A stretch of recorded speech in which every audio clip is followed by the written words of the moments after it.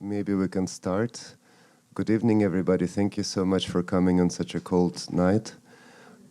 This is a bit of an impromptu talk. We didn't really plan to have a talk by the curators of the show, but a couple of days ago we decided that it's actually really important that they actually tell us a little bit about how this came about and about the works on the show and all of that. So they very, very kindly agreed to do it on a very short notice, and actually Cosmin is leaving tonight back to Hong Kong, so this is really kind of a very last-minute presentation in a certain way, like really last minute. I thought that we would start. Basically, Cosmin and Doryun asked me to write a short text for a catalog for a book that they're publishing on the show. The show didn't originate in New York, it originated in Hong Kong and then traveled to Singapore and Istanbul. So this is actually, I think, the fourth installment of this exhibition. And it's a very, very important one because obviously the work came back to the point of its origin, because all of these artists, the whole premise of the show is about the four artists that actually lived in New York and worked in New York in the 80s and early 90s. So when I thought about what to write, when Cosmin invited me to write something, it was like a really strange situation. I'm not a writer, and writing is something quite difficult for me, but somehow as he asked me in the very same sentence, I already had the whole text in my head. And then the next morning I just woke up and wrote it down. And it really has more to do maybe with a little bit of the context of this neighborhood and the history of this neighborhood in the 80s, and a little bit about my personal history that in some sense is maybe not that different from the histories of the artists in the show, because they were also kind of immigrants in New York at the very same time. So without kind of further explanation, maybe I'll just read this text. It will take about 10 minutes or so. It's called Grand Street. E-flux is physically located in a house on the Lower East Side. I saw the space for inside from my parents' kitchen window one day. My parents have been living here for a long time, more than 30 years, in a post-war subsidized housing complex recently deregulated into a market-priced co-op.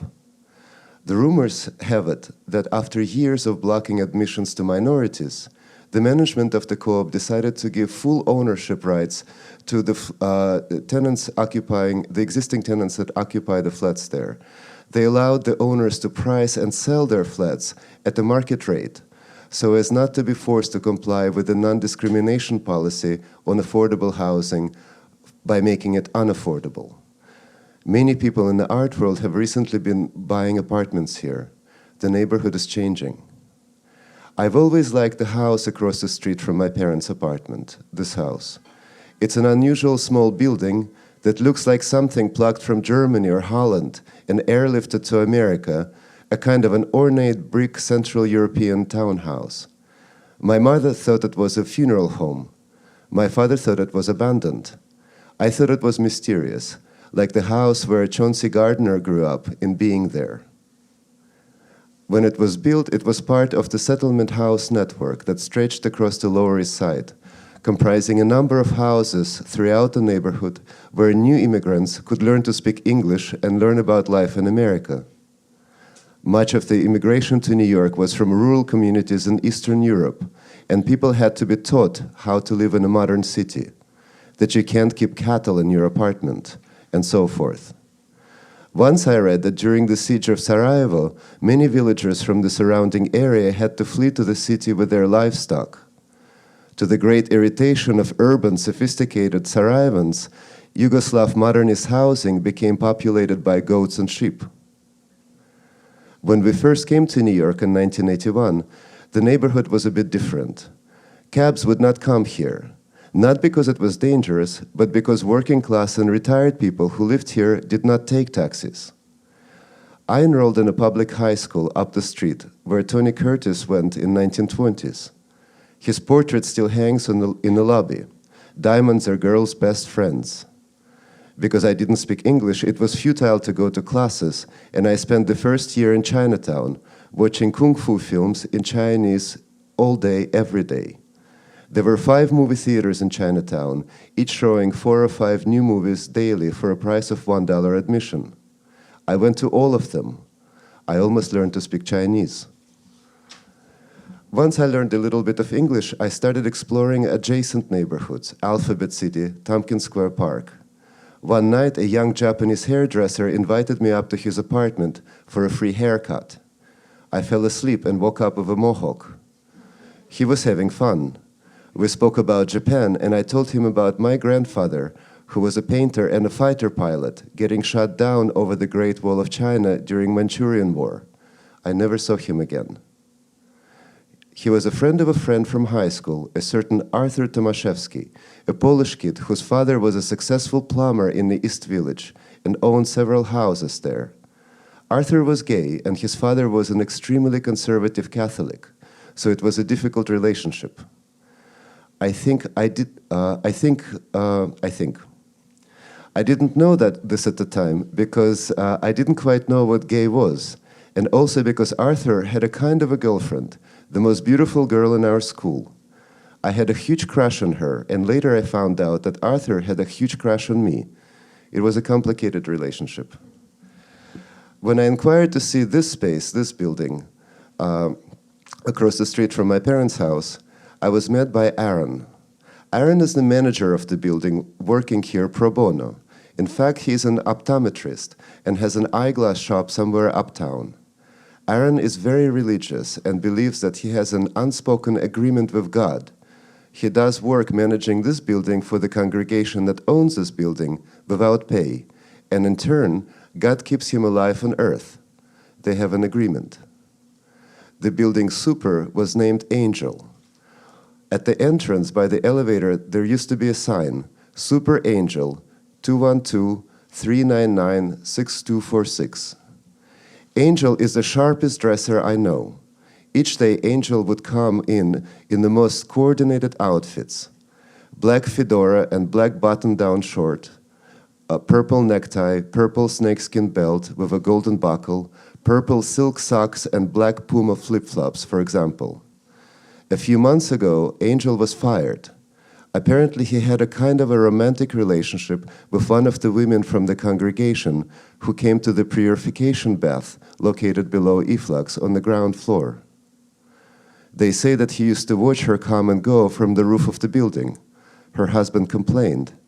Angel was let go and locks on the buildings were changed. The interesting thing is that in 1981, when my family came to New York, the main art scene, with all the galleries, artist lofts, art bars, and openings, was just a few blocks away, across Broadway and Grand Street. But somehow I never crossed Broadway and did not discover that the art world was in New York for almost a decade, which is the decade when Martin Wong, Ai Weiwei, King Kwok, and Tehching Hsieh were living and working in New York, in the same neighborhood, also on the margins of the dominant art scene of that time.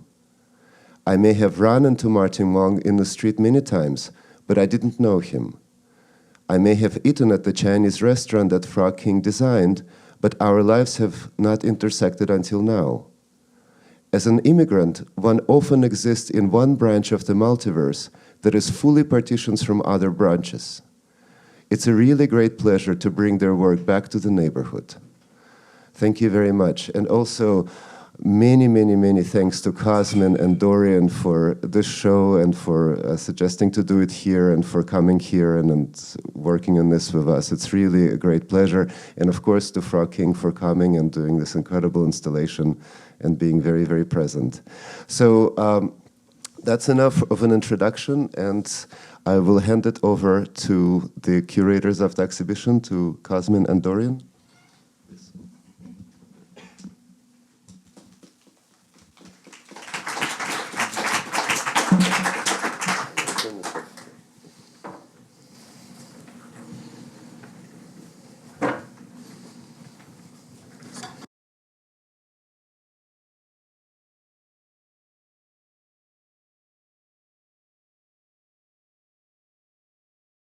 Hello. Thank you all for coming on such short notice. We're very touched. And thank you, Anton, for reading that essay, which we had the pleasure of reading just a couple of days ago. And we were very moved moved by it. We sort of knew that story, but just reading that story in words just made us realize how relevant this topic could be. Something that we imagined, but perhaps it didn't quite sink in. So we thought maybe what we could do is something we have done in a different version of just telling the story of how the show came together. And we'll do a little bit of back and forth, just naturally without really much of a plan. At least in my recollection, the exhibition the spark of the original idea began about, at this point, 3.5 years ago. It was 2010 in fall, and I happened to be at a conference in Hong Kong, which was on the topic of performance art in Asia, which was organized by this great organization in Hong Kong called Asia Art Archive.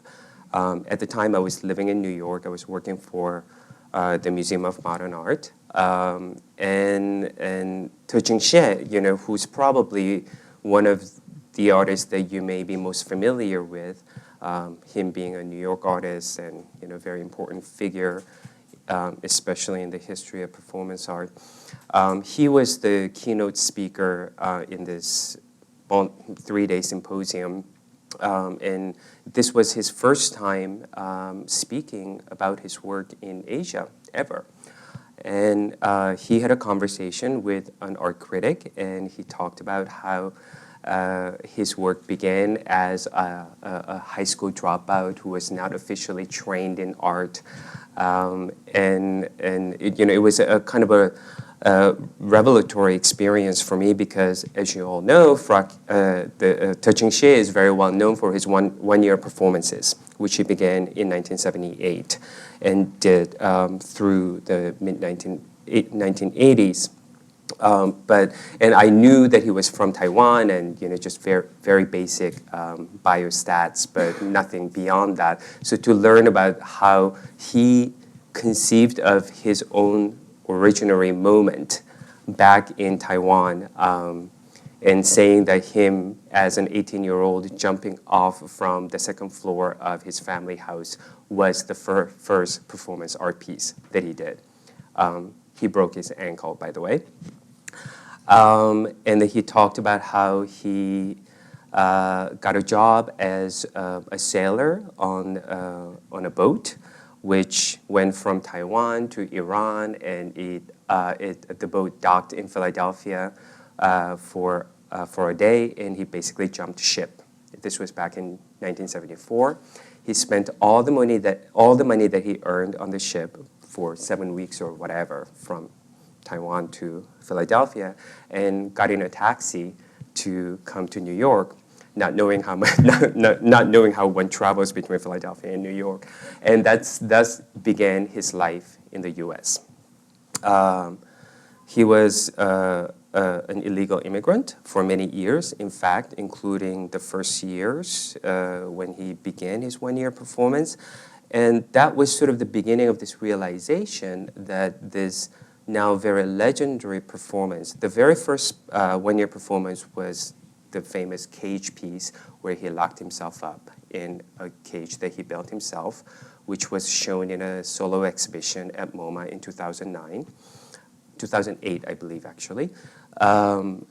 Was not, it's often talked about this in terms of this kind of superhuman endurance and whatnot, and perhaps something very human, in very humanist terms. But then when he talked about this early context, this biographical detail, that I realized that this can be actually understood in terms of a very particular experience of being an immigrant, being an illegal immigrant who has to exist sort of under the radar, in the shadow of the society. So that began to change my concept.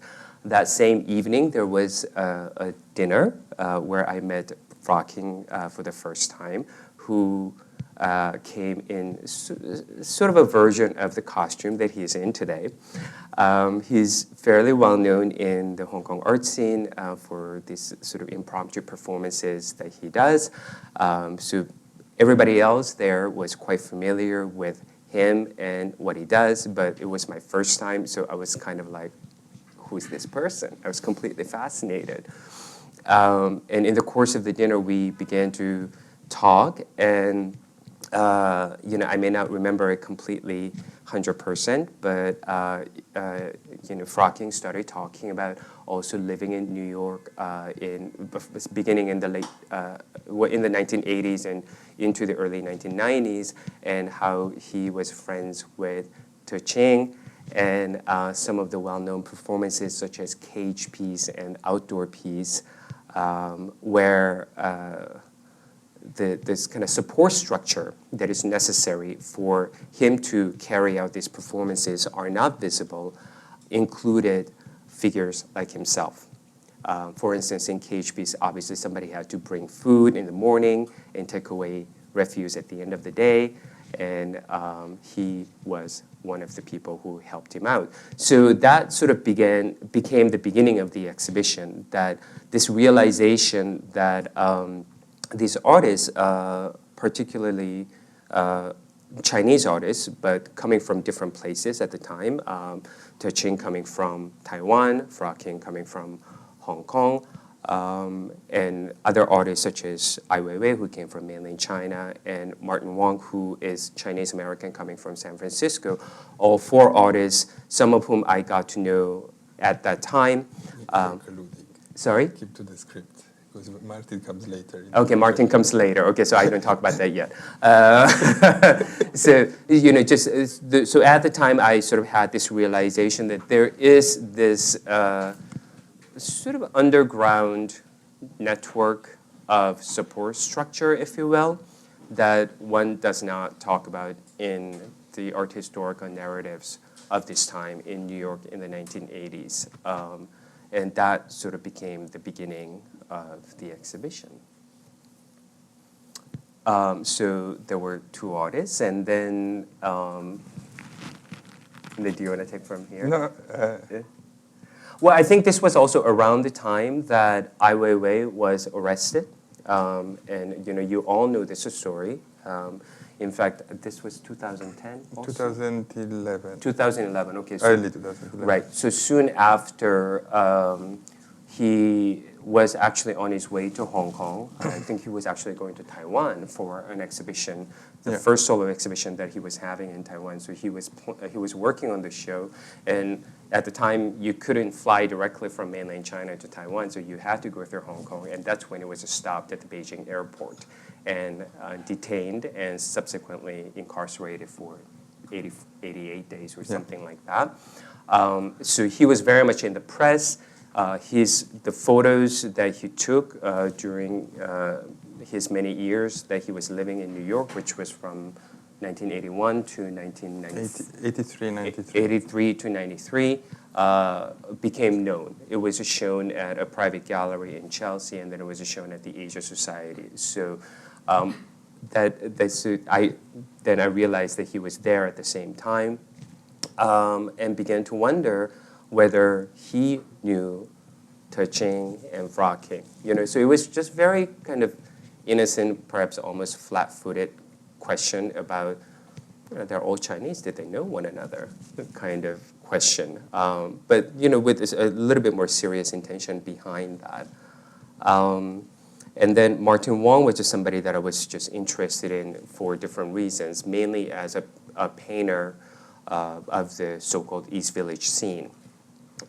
So not a context that I had connected to any of these three other artists, but then clearly they were exactly in the same physical space, in the same temporal space as well. So this was just very much just swirling in my head. Should I just keep going to talk about how I had a conversation with you? Yeah, so this was a kind of just, like a kind of an innocent research question in my head that, one of these days I really want to look into archival records and talk to the artists, at least those who are living. Martin passed away in 1999 from complications from AIDS.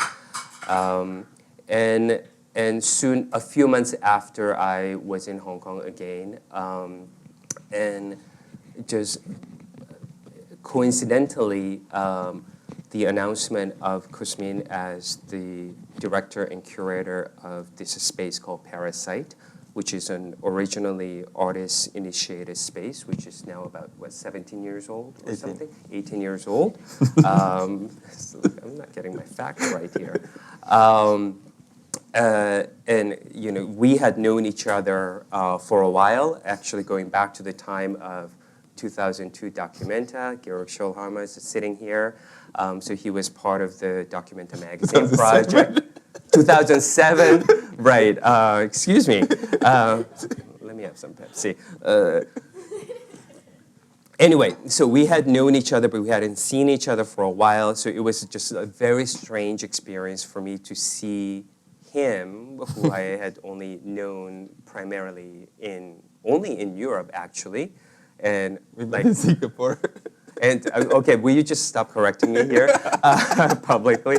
And then just seeing him in Hong Kong, sort of out of context. And so this was, personally a very interesting experience. And in the course of the evening, I just got into telling this story of I'm currently really fascinated by these 4 artists. And I think I really want to do something about it. I mean, I don't know how this conversation even started. And he said, just looked at me and he said, why don't you do an exhibition? And you can do it at Parasite. And that's how it started. I think it's important to say, I think it's important that there was this personal connection, because that's very much what the show ended up being. That there was, this, accidental set of possible and fragmentary encounters that happen over a number of places and years, and that's something that I think informed at least the energy behind getting this exhibition together, and I think that it contributed to some of the, very subjective and perhaps ungraspable components of the show that somehow made it energetic. But okay, to be less abstract about it, I think it's very important in this moment of associating the species. I think the association between the 3, between Tehching, Frocking, and Ai Weiwei was, it was rather precarious, but it was still there as an association, and the presence of Martin was almost ghostly somehow on top of it, because there was no real objective art historical reason to even start this inquiry. That being said, the connections between each of these artists were very tenuous. At the very beginning of the process, I think we were ready to allow more fiction in the final product than it eventually ended up being. I think at the end, the exhibition became more art historically sound than we actually imagined at the beginning. Because a lot of the actually crucial connections between these artists revealed themselves after we actually decided to go through with this constellation. So when I went to Beijing to meet Ai Weiwei, who had been just liberated, was still at that time in house arrest. So he was not allowed to leave his otherwise very comfortable studio, but still there was the situation. And we had already corresponded that we want to make this exhibition, and he agreed, but it was done through his assistant, so there was no level of assessing there was no way to assess the level of enthusiasm. But then during the meeting, he was extremely emotional, and he recalled very fondly both the connection with Frocking, who we knew that existed because we had discussed with Frocking already, so we had images, we had posters, so we had very warm-hearted. And then the first connection with Martin came about from each of these artists. And he revealed that, in fact, Martin was a very close friend of him. That they had indeed, at some point for several years, there were something like best friends, that they had many nights of conversation, Martin had even made a painting for him that was especially dedicated to Ai Weiwei, which he still owns. At the time, it was because there was it was some in a storage that he didn't have access to because of the trouble. So we still haven't actually been able to get to that painting, and there's no digital copy of it. So it's one of the several ghostly paintings in this exhibition. I mean, the one that actually gave the title of the show, Taiping Tianguo, is probably the most ghostly of them all. Maybe you can mention about it later. So this was the first level of connection. Then, of course, there was the more prosaic part because Tehching was also Ai Weiwei's landlord at some point. Because after this very romantic story of him arriving to Philadelphia and to New York with almost no dollars in his pocket, a few years into that, he inherited some money, and he actually did buy some property, and then he had tenants, and Ai Weiwei was one of them. So that relationship didn't go on that well. So I guess it's sometimes not good to do business with friends, especially that kind of like real estate ones. Okay, well, we got very personal. Maybe we should try to give a little bit more of an account of each artist in the show somehow, and then to reconnect it back in the exhibition, because ultimately it is about the very personal stories of each of these figures and the way in which they each aspired to New York before arriving here, the way they actually made it to the city, because these differences reveal a lot of other significant differences that are somehow reflected in the exhibition. I mean, one of them is, of course, the different regime of citizenship and the origin of each of these artists, which somehow obviously set them with a different set of parameters when they embarked in this journey to New York. But that makes that is one of the differences that makes, I think, like this association even more interesting. Besides the differences that stems from their very different kind of practices and the different way and the different histories in which they are being inscribed now as we speak. Well, I mean, I already spoke about Tehching's background. Born and raised in Taiwan, and he, in many ways, is a self-taught artist.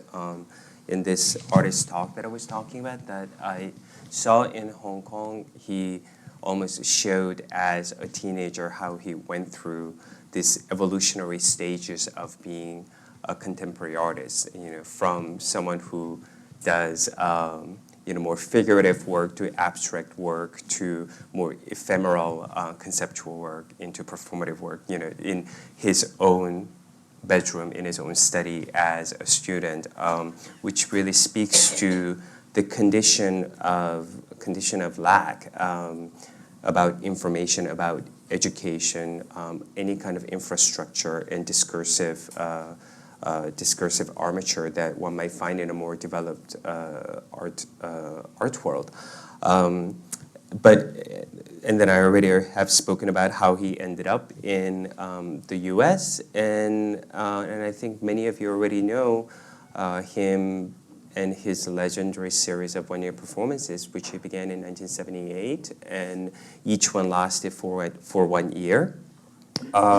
He didn't do them exactly successively, so there were some gaps that happened a couple of times. So these 6 one-year performances lasted into the mid-1980s.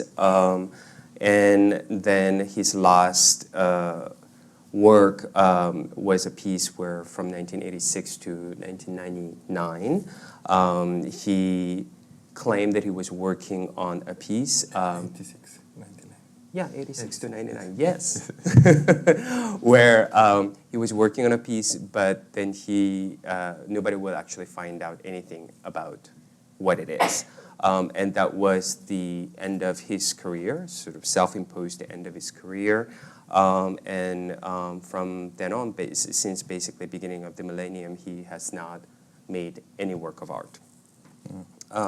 Although I guess the appreciation or reevaluation of his work began only in the last few years. MoMA's solo exhibition in 2008 was sort of the beginning of it, and then he was included in a series of very high-profile exhibitions, including one at the Guggenheim and several of the biennales. So he is sort of having his moment only in the last few years. It's difficult to speak about Frocking and about any artist who is in the room, so let's bear with me to go through that. But Frocking is really in many ways a pioneer of contemporary art in Hong Kong, and I think even more importantly than that, I see him as a precursor of a kind of contrarian attitude that at the time in the late 60s and 70s was quite rare in Hong Kong, expressed in this cultural realm. I mean, that was a time of huge upheaval in Hong Kong. There were major riots happening in '67 and all that, but very few, almost any of this kind of upheaval transpired into the cultural realm. So Frocking was in many ways a singular figure in promoting both a kind of like early conceptual practice, an early conceptual language in his early works in Hong Kong, and then something that I would even call a kind of like punk avant la lettre also attitude in the late 70s.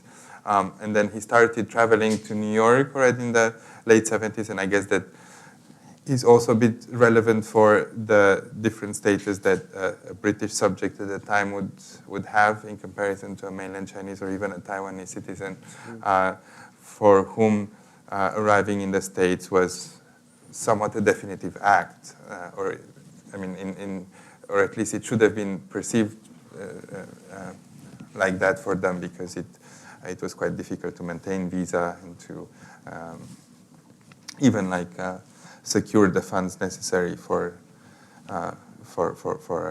transoceanic travel. But I think Frocking did travel a few times to New York before actually settling here for a long period of time, for like 15 years, I think.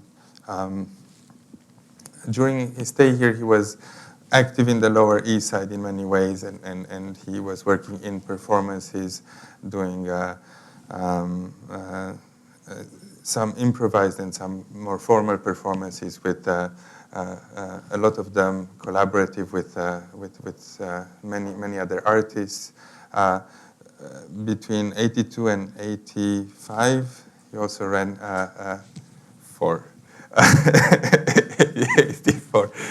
he ran a gallery called Kwok Gallery on Mott Street, which I think was really going through the archives and going through the documents. It was a small gallery, but it was really a kind of a central meeting point for a lot of the people from the community, not just the Asian artists, but really the different scenes meeting there. And Tehching showed there several times in many group exhibitions, and Martin was hanging out there very often.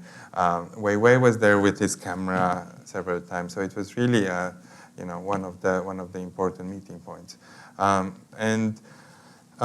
Following that, in '95, Frocking returns to Hong Kong, and he continues working there and working across Asia, in Japan and Korea, quite a lot.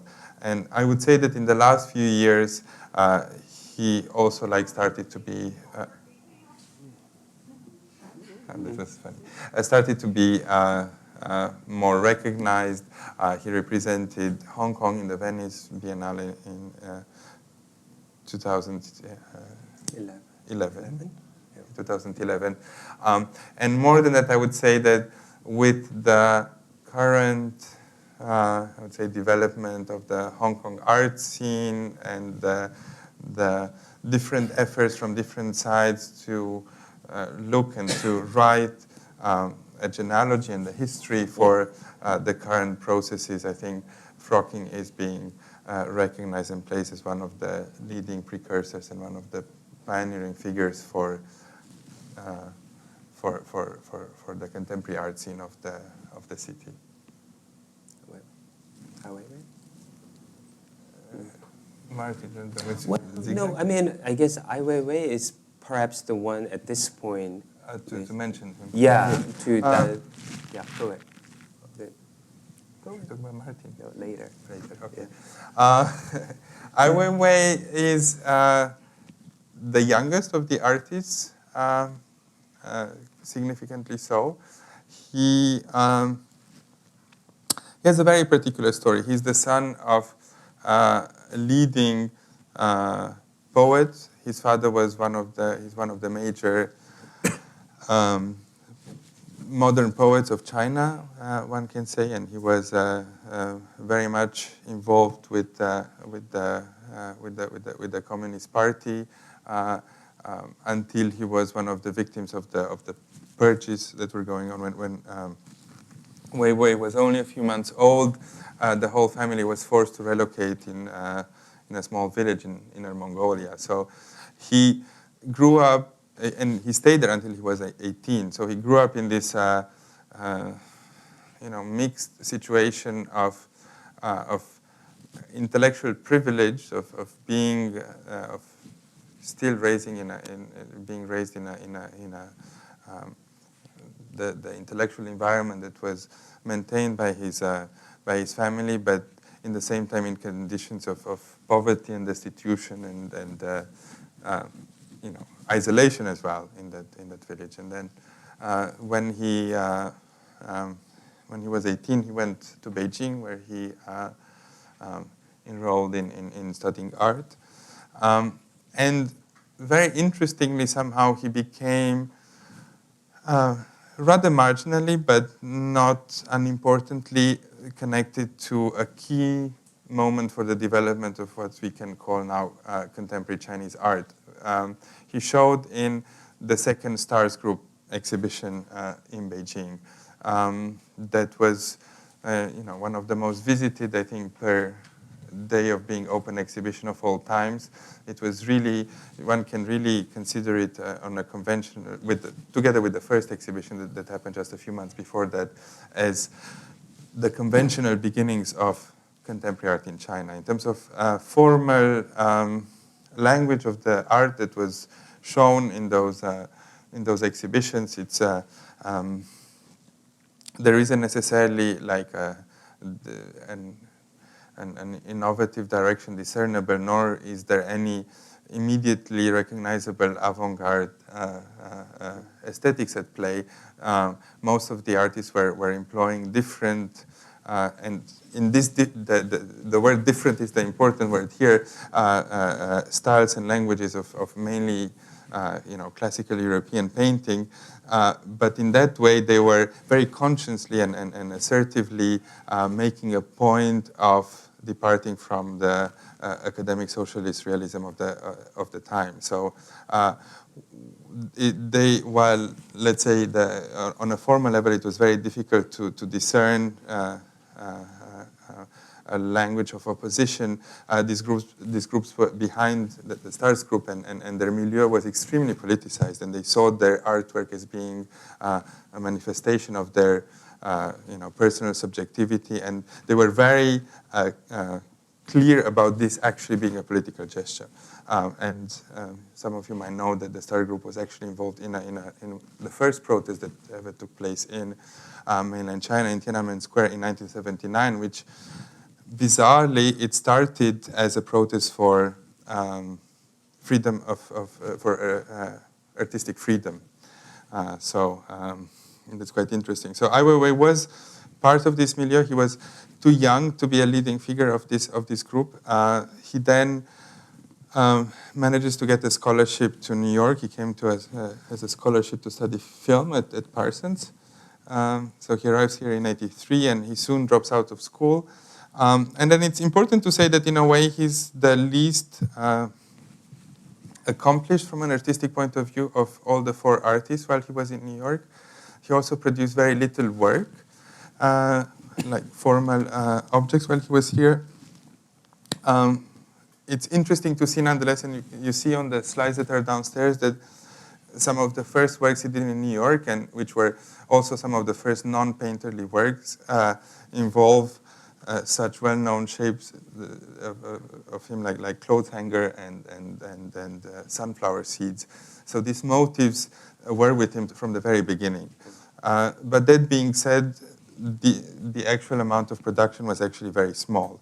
However, where one can actually see perhaps the seeds of the kind of persona that Ai Weiwei would become is in his incredible nose for history, I would say, for his incredible sense of figuring out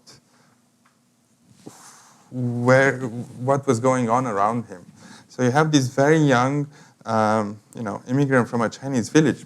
I mean, it's a bit exaggerating, but it's primarily that, who spoke very little English, who arrives in New York, and he manages to capture with his camera the defining moments and places of this city and of this country for the decade. So he's there in the Tompkins Square Park protest. He's there at the first ACT UP demonstration in New York. He photographs in a close-up Bill Clinton while he was a presidential candidate only.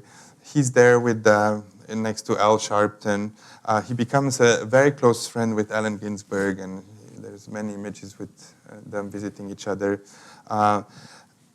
And then on a more sort of like from a more Chinese community perspective, he also becomes one of the catalysts of the intellectual and also politicized Chinese community that was going back and forth from mainland China. So people like Bei Dao, who would become a leading poet and a figure in the '89 movement, came to New York and crashed on his couch in 1988 when he was a totally unknown figure, and so on and so forth. But that being said, he returns to Beijing in '93 because his father was dying, but also because he had enough. He didn't really make it as an artist.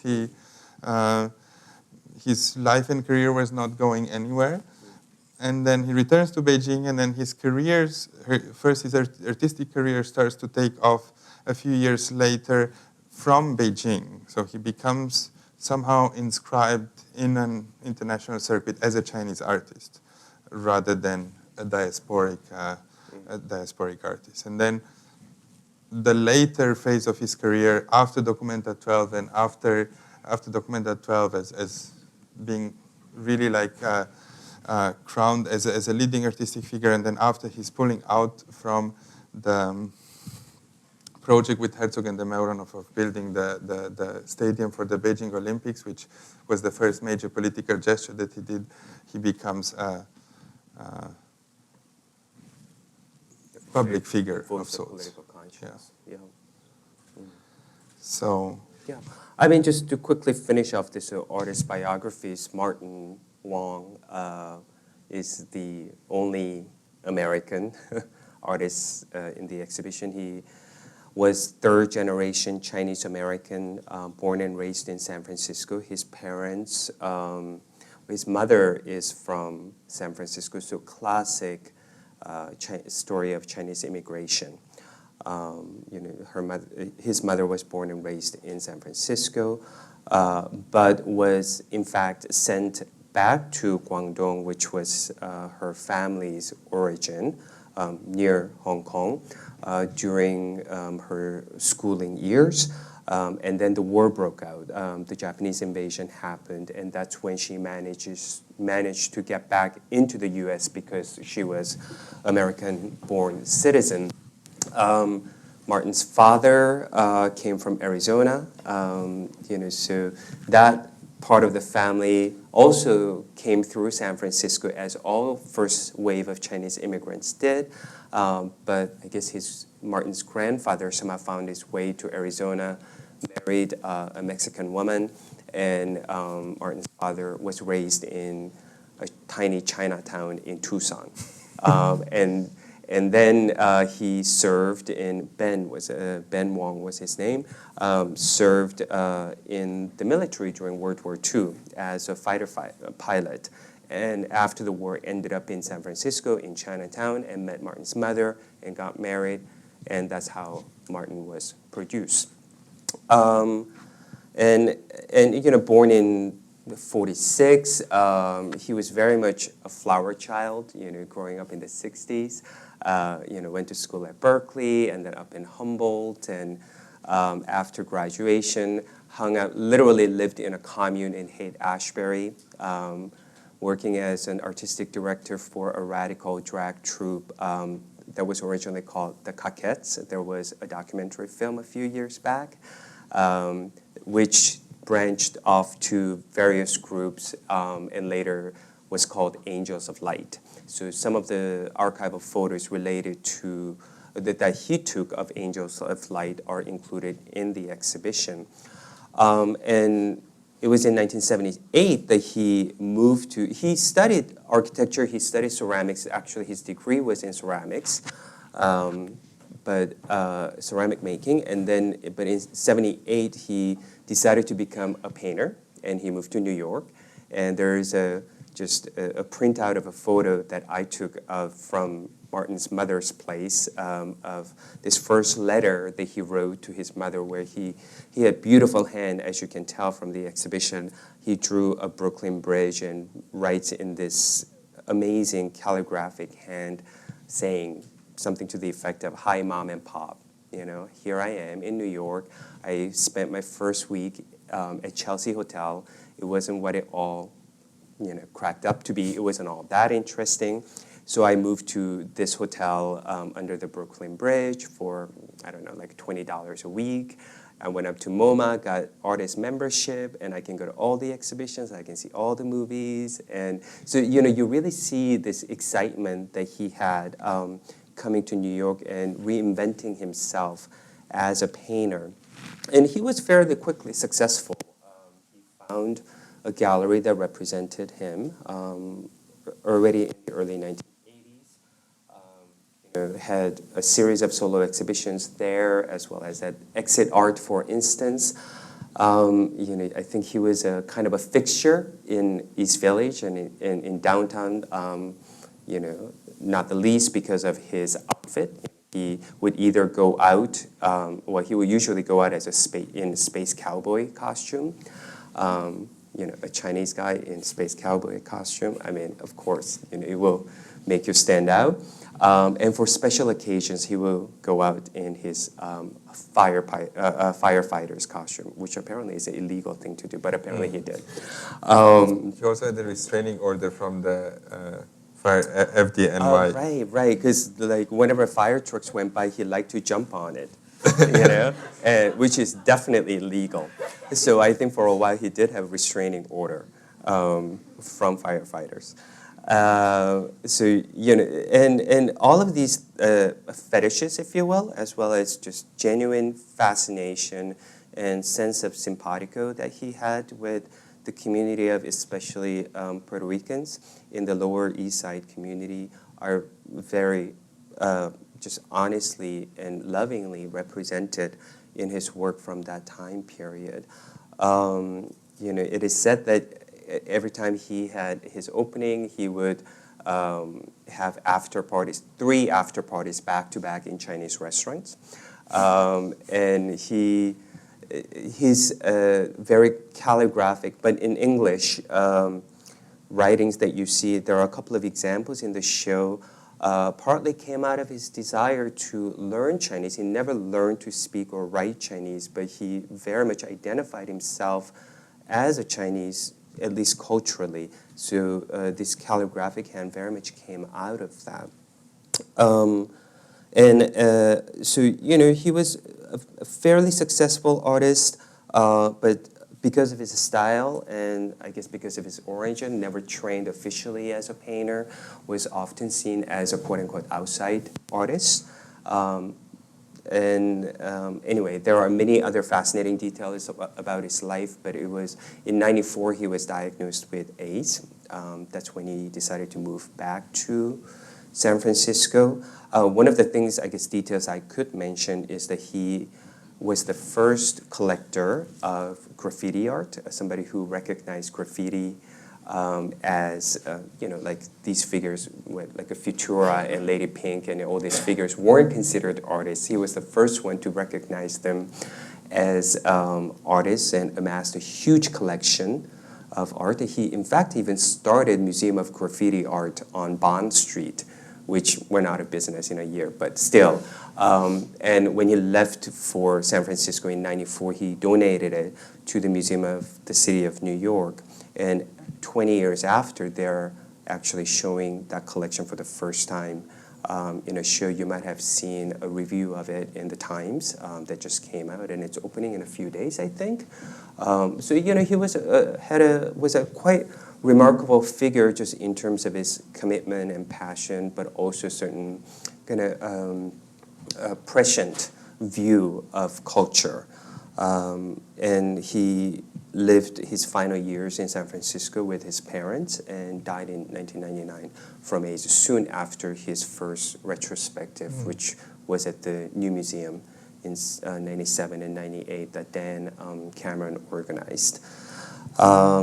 But then there was a bit of a gap until very recently that his work was also recognized in many different ways, in large part by being rediscovered by the current generation of artists. So I sort of came to this idea of organizing an exhibition partly through that realization that I was talking about of this connection between very disparate artists such as Tehching and Frocking and Ai Weiwei, but also partly through my own interest in the work of Martin Wong. And somehow thinking about this history of immigration, Asian immigration, but specifically Chinese immigration into this country, which began in 1849, if not even earlier. But 1849 is often quoted as the year after the beginning of the gold rush in California. And most of the Chinese immigrants came from Guangdong or Canton. And so this was something that I was very much interested in for a long time, but somehow didn't quite connect that to thinking about what was happening in China. 1840s is a critical period in China. This is essentially the final throw of the Qing dynasty, which has been collapsing internally as well as externally from the encroaching Western powers. Opium War broke out already in the previous decade, but internally there was a civil war going on. And that's a fairly well-known civil war called Taiping Rebellion, which was begun by this man who believed himself to be the younger brother of Jesus Christ. And he sort of began this new religion which attracted a lot of peasants who were very much disenchanted and just sick of the Qing dynasty's complete incapacity to take care of them, and they joined power, and essentially it took over the southern half of the Qing Empire and realistically threatened to topple the final dynasty. And that very much coincided with or actively taken advantage of by the Western powers, especially the British. So this was an important event that for better or worse, well, I mean, I guess ultimately for the better, ushered China into modernity. Perhaps not in the most ideal way, but it is what it is. And that is very much connected to the Chinese immigration, the history of Chinese immigration into the United States. Specifically for this exhibition, Martin, in his kind of self-teaching about Chinese culture and Chinese history, had used this term, Taiping Tianguo, which comes from Taiping Rebellion, but literally translates into the heavenly kingdom of eternal peace, which was the name of the kingdom established by the rebels of Taiping Rebellion in one of his paintings. The painting is now missing, and but it is something that's quite incendiary to the Chinese immigrants. But in his typical way of sort of not being bothered by these kinds of issues, he had used that title.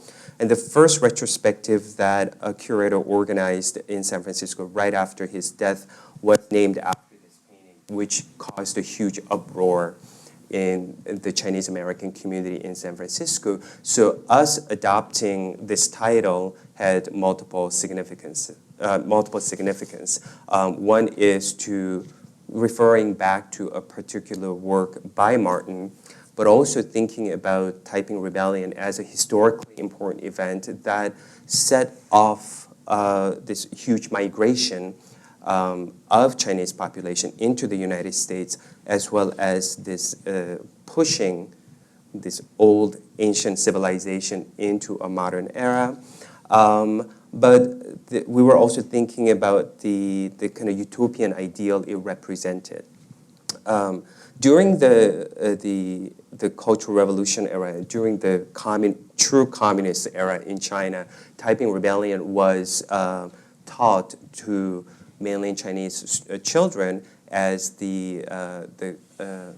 what would you call it? As the kind of precursor or prototypical model of peasant uprising, right? So before Cultural Revolution, it was Taiping Rebellion.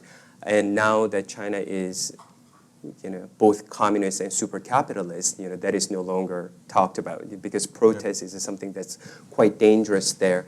So anyway, so we were thinking about Taiping Tianguo as a kind of a metaphor that could be applied to what New York represented for these four artists. Why these four artists who are coming from four different spaces? They're all of Chinese heritage, but they were coming from very different spaces that could not communicate with one another at that point. Things have changed completely, but even in the 1980s, you could not travel very freely between these places that these artists came from. But somehow they all ended up in New York, and New York in the 1980s wasn't the sort of most hopeful place, but for these artists, it was. It represented, for these diasporic artists, it represented a utopian space where they could pursue things that they could not pursue at the locations of their origin. So for these reasons, we decided on the title, and it was also important for us to connect it back to the originary moment of the beginning of Chinese modernity. That created the condition of separation between these different places within Sinosphere, between mainland China, between Hong Kong and Taiwan and California, which is the entry point for Chinese immigration. Yeah, because now basically what we did was in a way to almost like go through the entire title, to start with the history of possible connections and to go through each of the artists and then back to Taiping Tianguo and then at the 1980s in New York. But I would just add there that there is a sorry, I guess get them some water. There is, I think there is like another temporality within the exhibition because it does end roughly around the 80s when some of the artists decided to leave New York, and in this end and in this melancholy of the end, there's also a bigger end of sorts, because this was a very important decade in many ways. One can say that this was the last decade when a certain kind of idea of aspiring to come to a place like New York was living its last moments. This kind of New York-centric idea of an art world was, thank you, was very much at its peak, and was somehow being undermined by developments that were, going on in the same time in China. This is obviously reducing it very much. I mean, this is not the only thing that was undermining it, but still, in a way, as New York was living its last decade as a capital of the art world, so to speak, as a place to which artists from all over the world would completely aspire to move to, and would consider that essential for, expressing their artistic identity, and to actually make a career, to build a career for themselves. Contemporary art was basically starting in earnest in China. With the end of the 80s and the beginning of the 90s, a very different world emerged somehow, a world in which this status that New York had enjoyed was simply not there anymore, but that this became apparent so early in New York itself. That's a different question, but it soon became apparent for many people in many other parts of the world that indeed the structure is different. And I would say that we are here, and it's a very touching and beautiful, I think, ends for the exhibition. But even the whole trajectory of the exhibition would have been completely inconceivable 20 years ago, when the story described in the exhibition takes place. For the show to be conceived in an institution in Hong Kong, and then to travel and to be restaged in Istanbul and in Singapore, is a kind of geographic mapping and reality and trajectory that, again, was completely inconceivable in the decade that the exhibition talks about. I think realizing the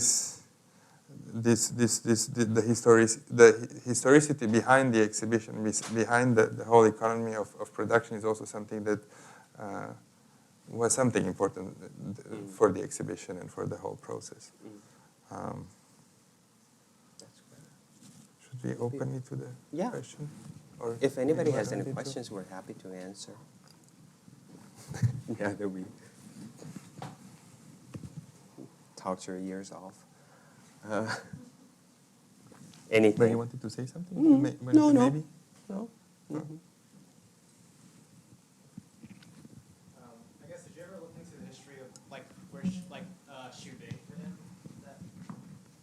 The artist Xu Bing. Because I used to work for him, and I would go to his archive every day, and there'd be photos of Ai Weiwei, them hanging out in a small room. Yeah. So it's interesting to hear.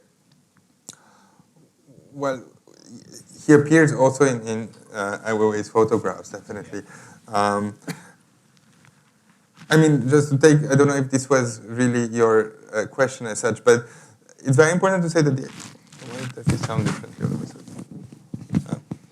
That this is not an exhibition about Chinese diaspora as such. That it was never meant to be, representative for Chinese diaspora or for these 4 different territories or like a comprehensive telling of this very obviously much larger community. I mean, I think what we were trying to do is to be sort of honest to how we came to this hypothesis that became a thesis, that it was through these chance encounters that I happened to be at this symposium to hear Tehching for the first time talking about a particular period in his life where frocking happened to be there.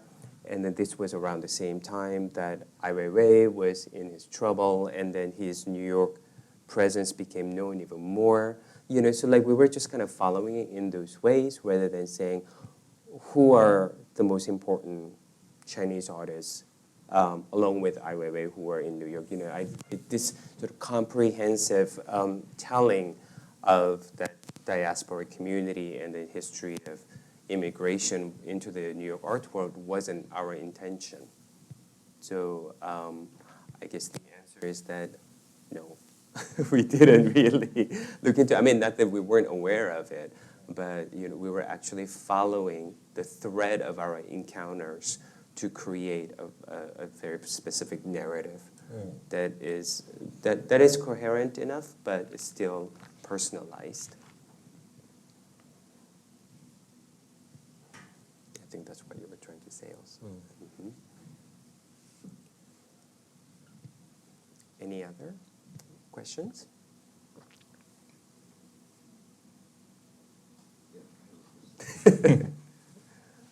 Yeah, and a few years ago, there was a really, I think it was like maybe 4 years ago, after an edition of a Shanghai Biennial, there was a kind of a very arrogant sort of write-up on artforum.com about Shanghai Biennial, and a curator was quoted, Jens Hoffmann, kind of making a little statement, something like he was maybe appalled by how the biennial was presented or something like that, and he particularly singled out there is a very successful Chinese artist who makes paintings of people with laughing faces. I don't remember his name right now, but I'm sure most people know who that is.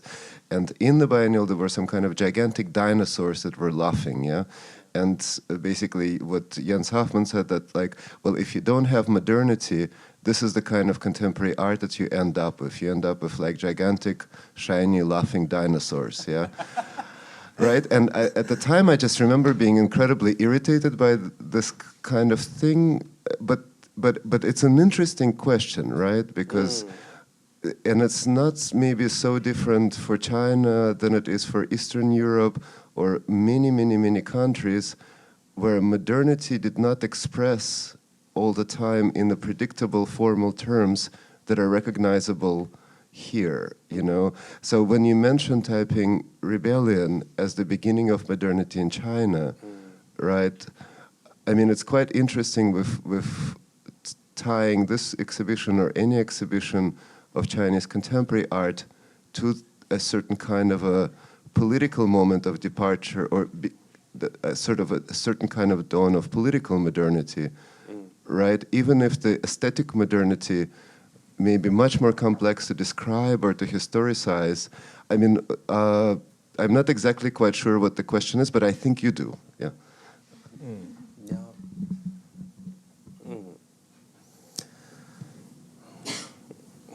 Well, I think this denial of modernity to China continues even now. I mean, in the way the ink art exhibition at the Met is set and integrated in the museum is a very clear denial of such modernity. It's a very clear statement about a continuum, an uninterrupted cultural continuum of China of 3,000 years that has somehow managed to adapt formally to the contemporary world, but has not experienced the rupture that modernity actually is. So that mindset of China lacking modernity and of everything that is visible being, you know, just adaptations, which again is very different than the break that modernity always brings, is still an important mindset, and it's at the Met. I think this is an intellectual discussion that still needs to be had and still needs to be a polemic that still is not resolved. Take a picture.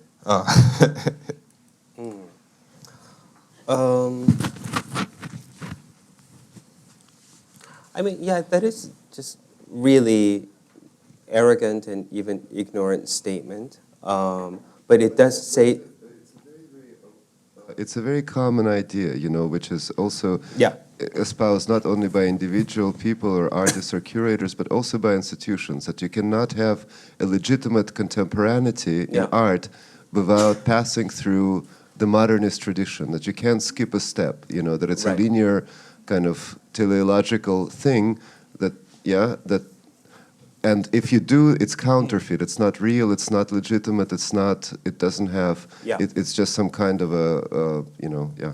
cop Yeah, out. I mean, this condition, this belatedness or lack that you can never make up for.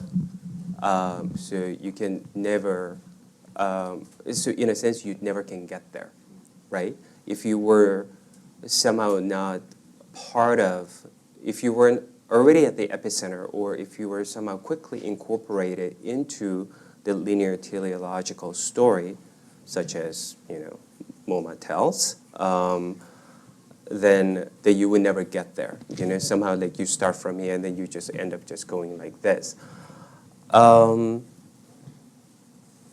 But you know, I think most of the people that I talk to, when it comes to this issue of multiple modernities, you know, our era of globalization and whatnot, you know, most of the people that we talk to are intelligent enough that they recognize that this situation is there and it needs to be rectified.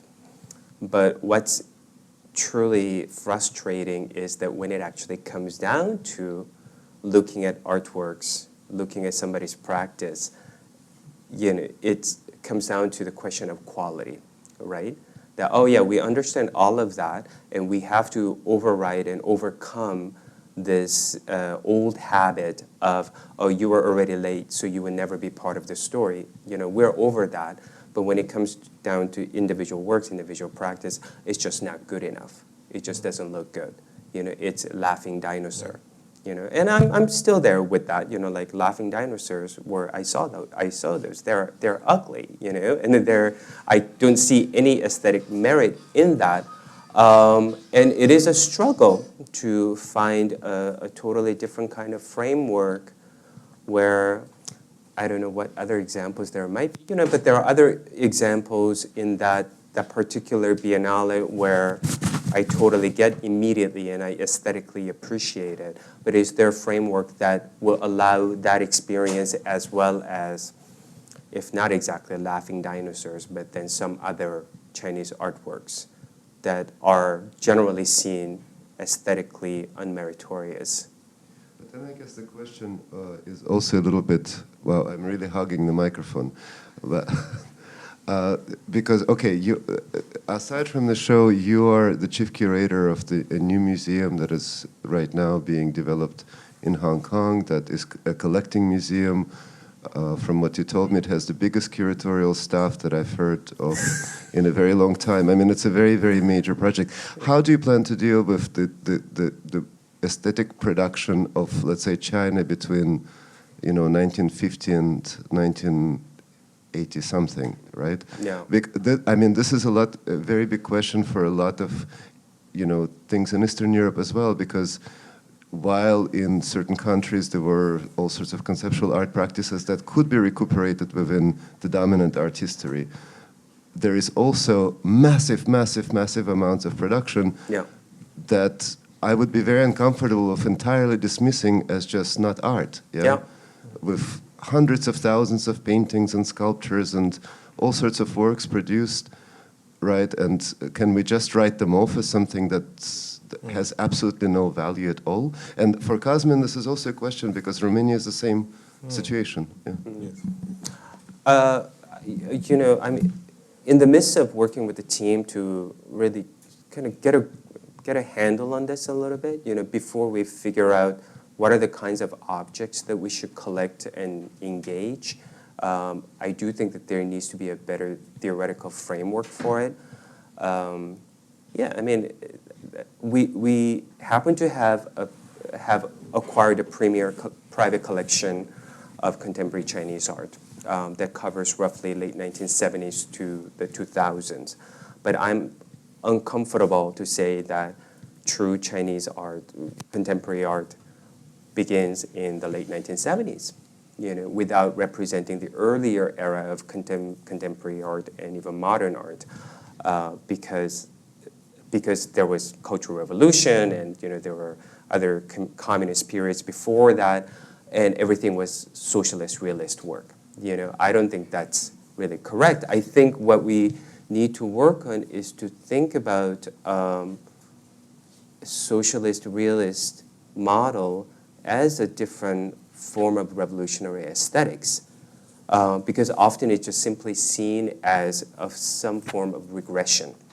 But if there had not been a progress, there isn't really a regression, And the whole history of Chinese art throughout the 20th century, or Chinese society in general, is just so disrupted, right?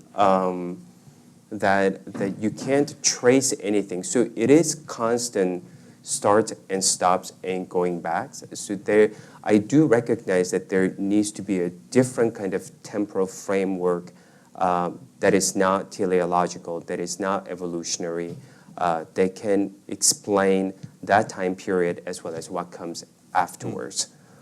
Do you see what I mean? Like, it's seen as, from 1919, the founding of Chinese Republic, to 1976, the end of Cultural Revolution, like, that is just a big void, other than certain pockets of recognized creativity, like, for instance, Shanghai woodblock print movement, which was highly influenced by the German Expressionist movement, right? And because it is a recognizable language, that is something that's, that's valued aesthetically. But other than that, like, this is almost 80 years or 60 years of nothing happening. And how could all of a sudden a country have contemporary art just because the revolution is over? So you have to think of this revolutionary period as a period of civil wars, as producing something else, even if the expressive forms are not recognizably avant-garde from our point of view. But I don't know how you begin to structure the standards or system of aesthetic valuation quite yet. But I think this is the beginning to recognize that, just because this revolution didn't produce constructivism, doesn't mean, but rather socialist realism doesn't mean that it was regressive, aesthetically speaking. I mean, in the case of Eastern Europe, because we had this discussion on Saturday at the new museum with the exhibition, and I actually mentioned the case of Ion Grigorescu, but he was definitely not singular, that this process of cutting the convenient parts of art history and dismissing all the parts that formally and ideologically are too alien for the current narratives and the current acceptable narratives. It's something that goes, it's so perverse that goes even within the practice of certain artists. And I mentioned Ion Grigorescu, but he's part of a generation that started in the 70s, were really somehow representatives of a Romanian second avant-garde. They've had a number of intellectual influences at the time. They were quite experimental, formally doing performances, doing videos, and doing objects in many ways. And then many of them in the 80s turned to a much more sort of like regressive cultural mode of approaching the world. Many of them became involved with religion, with Orthodox religion. Many of them started to be interested in painting, in sculpture of a conservative kind. Some of these artists were completely then ignored by, let's say, the new both local and international narratives of contemporary art. But with many of them, they started to be inscribed and recognized exclusively with with their, let's say, 70s work, and the ones who sort of reverted to that or recuperated their 70s practice with their 2000s work. And the whole 80s, 90s moment of orthodoxism and of sculpture and painterly practice became isolated. And this is also, Georg has been writing about Yon and about, the, kind of like complexity and the heterogeneous of his practice, but there's not many people who do that. And there's certainly in most of the major collections that acquire these people, they have a very narrow section of their entire artistic personality that is being represented.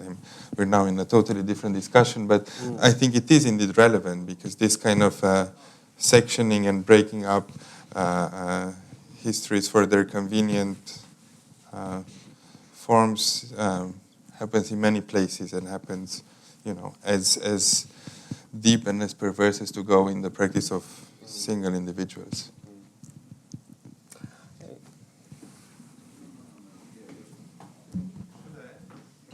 No, come on, come on, Anton. It's you touched a few issues that are quite deep, actually, in the 2 or 3 things. I think, first of all, if you think about the history of European modernity, or that what we call usually Western modernity, it was deeply entangled with non-modernities. So there has been this Orientalism of the fin de siècle, which was very much trying to capture in something like Chinese, Japanese. There has been Cubism, who has always been going deep to something like a more essentialist idea of that what art could be, and they captured in something like African sculpture of the tribal sculpture. So there has been always this vital moments of a cross exchange that has been really in the core of modernity. What you've been talking more about was modernism. I think you've been talking about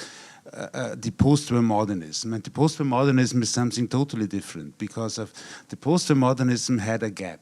There was a gap that started in Europe in the late 1920s somehow, because Europe did not have something like modern art then, because of neoclassicisms, started with the European fascisms, and the narrative of modern art was taken over by the Americans, bar to bar and so on. Yeah, so suddenly you had this strange fracture in between a possible modernity and the neoclassicism. And when you have been talking about that China did not have from the 50s to 79 or 89, yeah, something like a modernism. This was another European, so to say, gesture to China, because China very much had then copied the Russian socialist realism model. Yeah, it was just 1962 that the split, even in architecture, with that, and then the reign of socialist realism took a long period to the Cultural Revolution. So this intertwinednesses of possible modernities and non-existing, so to say, possibilities of reflecting that self into a modernist practice is something that has to be properly researched, and all the traces in between that have to be properly researched. But you touched deep issues. That's just a small comment to that. I completely agree with that, and obviously this is an enormous project. So maybe this will probably sound really perverse, but still, the laughing dinosaurs and the art of the elk, make me want to vomit. But it still makes me wonder often. To think about, what does it mean to go from a place until just about until 1976, which is what, like not even half a century ago, where individuals are absolutely meant to have no desire of their own, right? From that space to where China is now, which is officially ruled by one communist party, but it's more super capitalist than... It's ruled by desire. Yeah, anywhere else. And then what you have are these raw desires, right? But this is an incredibly compressed timeline. Then when you go through this kind of experience, then what are the distorted forms that come out, What are the expressive forms that that can give voice to, give form to this really disjunctive experience. As you know, we often talk about the early modernist art in the early 20th century and late 19th century. You know what I mean? Like, I mean, I think this is a quite radical experience that's perhaps even beyond our comprehension of modernity. This is so different. So while I have subjective reaction to, you know, these aesthetic forms that are just, to me, have no merits whatsoever, but there is still this question of where the hell does this come from, you know? And why is this even appreciated by people? You know, not us, these professionals, right? Like ourselves, like us. But clearly standard and expectations and experiences are different. And I don't know how to get there quite yet, but I recognize that there's something radically different. I think just because Cosmin has to catch a flight back to Hong Kong, maybe we can take one more question, the ultimate question, and end at that. And if there isn't one, maybe we should stop now.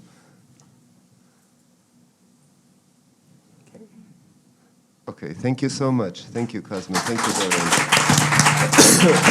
Doryun.